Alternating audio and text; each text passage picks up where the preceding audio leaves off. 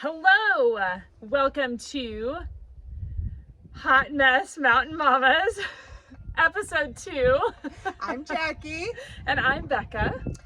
and we are talking about marriage today.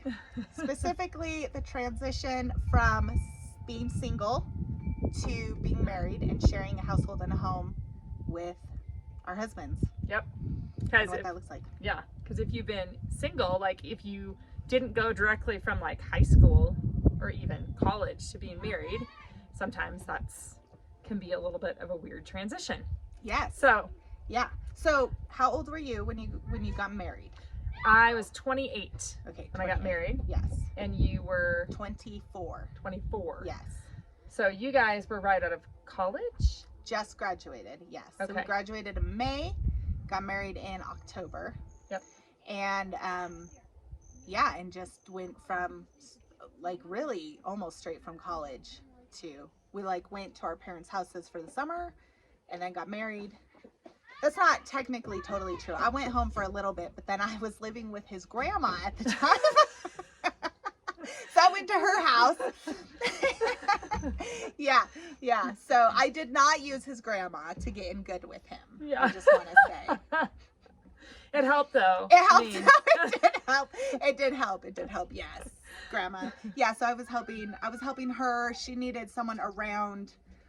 She had fallen a couple times. She was super independent, but they kind of Okay. wanted someone around. Yeah. That was kind of in and out. If they saw Yep. her a lot during the week, but like if there were days, they just felt better knowing someone was there Yeah. at that the makes house. sense. That makes sense. Kind of in and out, and then and I needed somewhere to live. At the time, I was living in somebody's shed in their backyard. I was waiting for this. I was like, is this the shed story? This is the shed story. I was renting their shed out of their backyard and looking for a more homey experience. It's not hard. It's not hard to get homey going from a shed.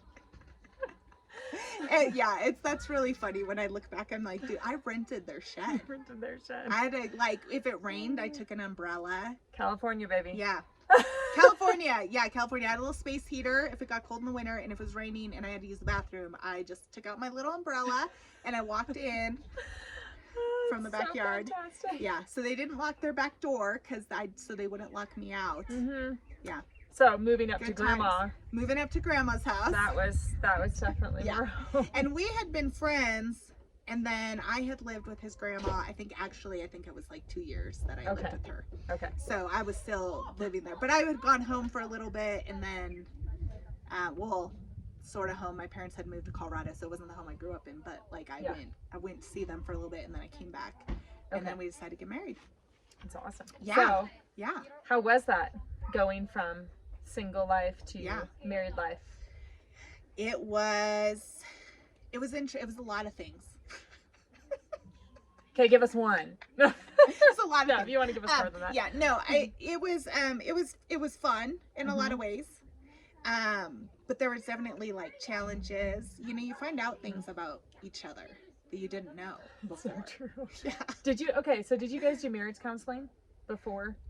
Not really. Okay. So, yeah, not really. So our school that we graduated from was in the process of moving campuses.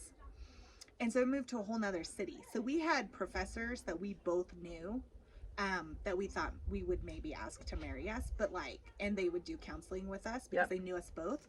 But they all left that summer to the new my campus. word. Yeah, so we had no one. His family knew me really well. Oh, hello. But my family actually really did not know him very well before we got married. Okay. I think he met my parents like once. Oh. Yeah.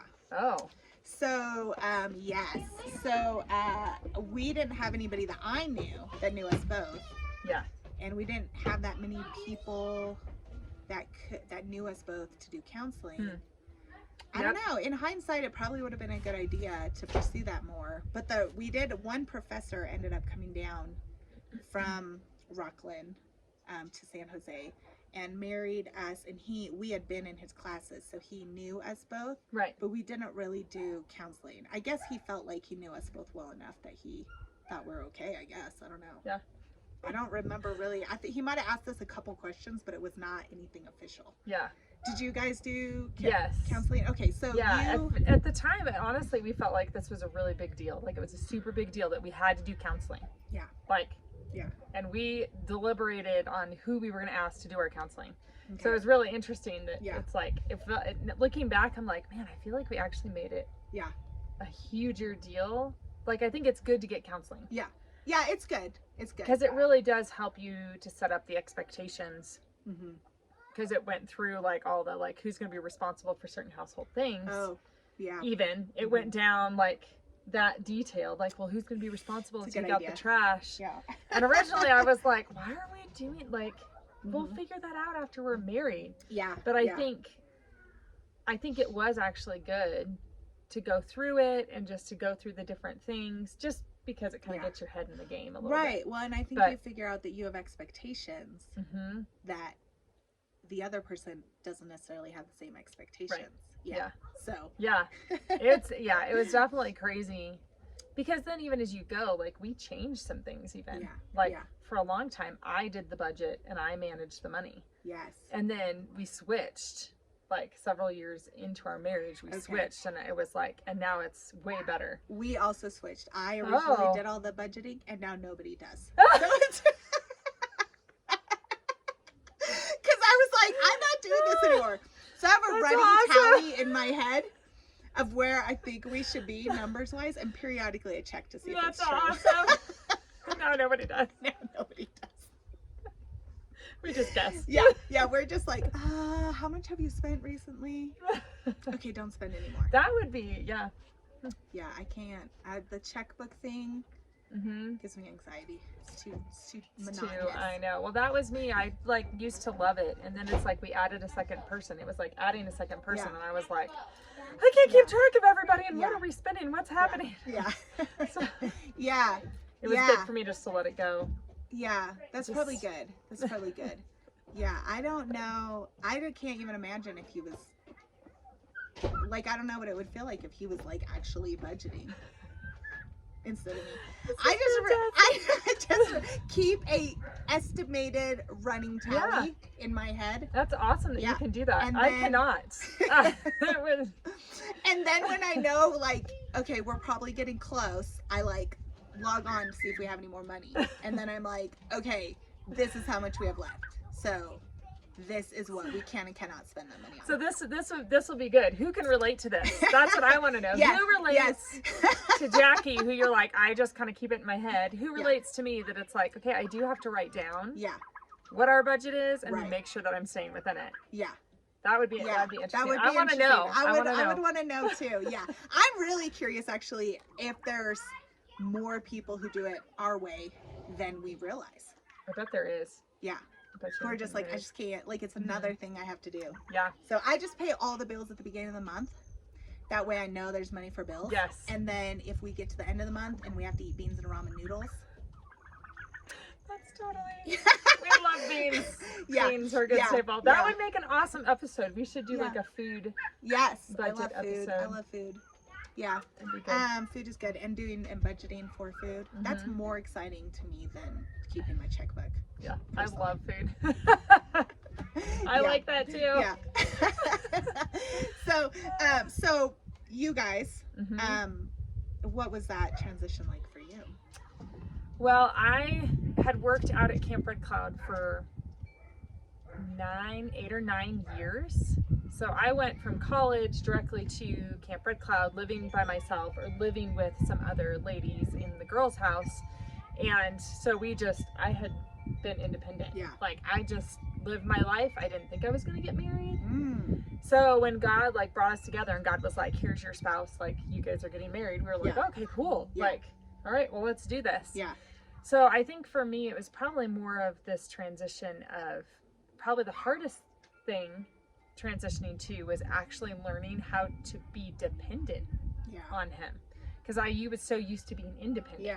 Which I know is not a popular thing for you to be dependent on a man. But I do need to be dependent on my man.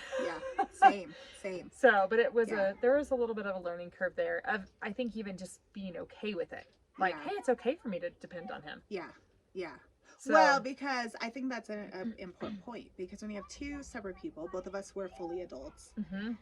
who had lived away from home for a number of years. Yep. I left home at 19. Yeah. So, and you didn't get married till 28, and you'd been away from home. Yeah. And so when you have two adults who have been living independently, Yep. if you just move into the same household and continue to live independent lives, it just doesn't really work. Yeah, there's a lot of clashing. Yeah, that there is a lot of clashing that can happen. Yeah, for sure. So, the first year for us was a little bit rough. Like, we had a lot of transitions. We moved states. Yeah. He started a new job as a youth pastor, and that was a rough setting for us. Mhm. And we were away from any family or friends, so there wasn't like much of a support system. And then we moved back, Mhm. like, home after like a year. So there's just like a lot of transition, and like we were struggling to get on the same page. Yeah. About just life. Yeah. So, and then we That's kind of interesting. figured it out, and it was like, okay, I think this will work. Yeah. And then a few years later, we had children, and then that just shoveled everything. Yeah. Again, Which we'll talk about which next we will week. talk about next week. Yeah. So yeah, it's interesting. Like, thinking about, we got a cat, we got a kitten, Justice. Awesome. Yeah, and that was like my little project. Yes. So what is one thing that you think, like, looking back, if there is one thing that you could give to, say, like, newly married people, what's one thing that you would say, hey, this is kind of key, Yeah. or this is one of the Yeah. key things? Because I think there could be several. There can be, But- yeah. I think for us, just learning how to communicate, because we had very different communication styles. Yeah. Like, he is more, his tendency is to like regress a little bit Mm-hmm. and shut down and like want to deal with it later. Yeah. And I'm like, no, we have to deal with it right now. Hello, we're doing it. Don't go to bed angry. Yeah. We're dealing with it. We're Don't dealing let with the it. sun go down. Hello. And he's like, oh my gosh, like, I am going to lose my mind. Yeah. I don't want to talk about it. But I was afraid that if we didn't talk about it, that we never would. And so Yeah. I think figuring out how to communicate to each other, like, I had to learn to give him some time to process what he was feeling and what he wanted to say. Because if he didn't have that time, then he would, like, be more harsh than he really wanted to be. Yeah. But I had a really hard time being patient and giving him that time. Yeah. So I would, like, want to nag him a little bit and be like, we have to talk about this, or like, life can't go on. And so he had to learn that he couldn't just let a few days go by and then it would be fine. Right. Yep. He still had to come back to it, and that was something that was hard for him to come back, because he'd be like, oh, we're okay now, but Yeah. I'm in my head, I'm like, we haven't actually dealt with this. So, but I had to learn to give him a few days, and that was really hard for me. I Yeah. had to, like, bite my tongue, suck up my pride, my independent woman pride, where I was like, oh yeah, well, this is how it's gonna be, like You will part of talk to me went, now. yeah, Yeah. you will talk to me now. But so I think, like, communicating and learning how to communicate to each other in a way that our spouse could hear Yeah. the heart behind what we're saying. Yeah. And that meant really, like, learning how to give each other space and respect that each person needed, Yeah. which for him was different than for me, like the way that Yeah. we needed that to happen. And that was really key, because I think for us, communication is a really Yeah. key piece of staying on the same page Hmm. and being able to figure out how to get back to the same page when Yeah. we're not on the same page. Yeah. So not nagging your husband is important. Yep. And I think like young brides, I think, and I was guilty of this, like, you go into marriage, and maybe not everyone does, but Mhm. with certain ideas and expectations. Yep. Like, as much as I think it's cheesy to buy into the whole, like, Disney princess forever after, I think there is still, like, a piece of me that was like, oh, like, Yeah. we'll be on the same page, it will be wonderful, and it will be happily ever after. Yeah. And then you're like, oh, what's the next chapter in the story. Like, oh, like that book ended, but there's a new book. Yeah. And the new book is like, oh, this is where all the like craziness happens. Yeah. Yep. Yep. And like, are we gonna? It's like volume 2. Yeah, it's like volume 2. Yeah. Volume 2 of marriage. It's like not even the next page. It's like, or next chapter. It's like the next volume. They lived happily ever after. Volume 2. Yeah. Dun, dun, dun. Through the honeymoon phase, and then bum bum. Yeah, exactly. Yeah. So it's like, yeah. So that was for me. That. But what would you say for you? What was the key? What was something that you have, like, looking back, you were like, oh, this is important. Yeah, I think probably really similar. In terms of, I am an acts of service person. So I'm actually almost opposite from like you and Chris. So I'm a little bit more like Chris in terms of like, I can just kind of gloss things over and literally just let it go. Okay. Like I might be upset for 5 minutes. Yeah. Yeah. And then I will let it go, and I've moved on. Like literally have moved on. I don't harbor like bitterness. that. Yeah. Yeah. He's Nothing. Like that. Yeah. Yet on the other hand, Jordan is like, he wants to communicate and he wants to talk it out. And if he thinks that there's anything there that we need to communicate and talk out, he will pursue me. Yeah. And pursue me and pursue me. Yeah. And so, yeah, sometimes I'm like, would you just stop? Everything's fine. I don't know why you're, which on my side, I needed to be more sensitive. Yeah. That he wants to talk it out more. Yeah. Like, so if he wants to sit down and talk it out more, I need to be willing and humble myself and go, okay, well, let's sit down and let's talk it out some more. Yeah. And like kind of similar, it's like he needs to be okay with being like, okay, I'm gonna wait until she's ready to talk about some more. Yeah. Oh my gosh. Or, you know, wait for me to finally come around to it. He's super patient with me. Chris is with me too. Yeah. I'm like, I don't even know if I could have like matched up and lasted with anyone else. Like that is so me too. I'm like, God, that's you. Yeah, You like can I see it. needed someone who could handle like all of this. So but yeah, so humility, communication. Yep. Sounds like those are good takeaway keys. Yeah. I Having think the to- heart, making sure your heart is right. And that I think another huge thing for me was not listening to the lies of Satan telling me that he should be doing more. Yes. Like I fell into this trap. Now, so Yes. this is more for me, Yeah. but I fell into this trap of thinking like, why isn't he helping with the kids more? Why isn't he doing this more? Why isn't he taking care of that more? Yeah. When it's like, I honestly, and this is going to go against the grain too, I honestly was like, because it's not his job. Yeah. Yeah. Like, I'm the stay-at-home wife. Yeah. He's the one out making the money. Yeah. So I can be a stay-at-home wife, like, and Yeah. mom. Yeah. So I think for me, it was one of those things where, yes, he helps. It's not like he comes home and like Just does whatever. loves around, But but yeah. Asks for his beer that's right. Give me my and slippers. his Slippers and his sports game. That's right. Yeah. Turn on the TV for me. Turn on the TV.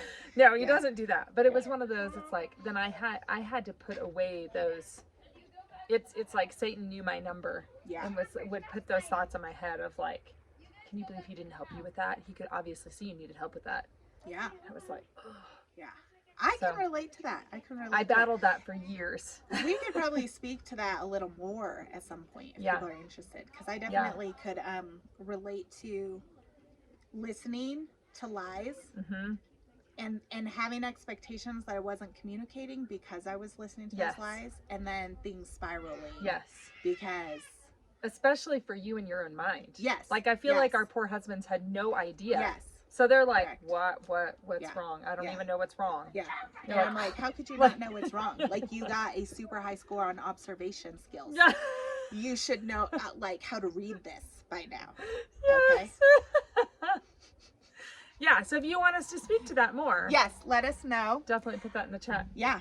So We're probably good We're- on time. yeah. Overtime. yeah, we maybe were over today. time. We wanted to try and keep these fairly short for you Yes, guys. we do. So- But so hopefully that's encouraging to hear a little Mm-hmm. bit about that transition. Yeah. And And you maybe could can even relate. share, like, if there's Yes. something that you relate to, just Mhm. pop it into the comments. Yes. Because I know that that will be a blessing to other people to see, Yes. like, oh, I'm not alone Yes. in these And us problems. as well, to know like, oh, it was just you and me, Becca. Nobody else. Nobody else. Nobody else resonates with us. Everyone else always budgets their checkbook. That's right. I'm just They insane. sit down and they balance it out.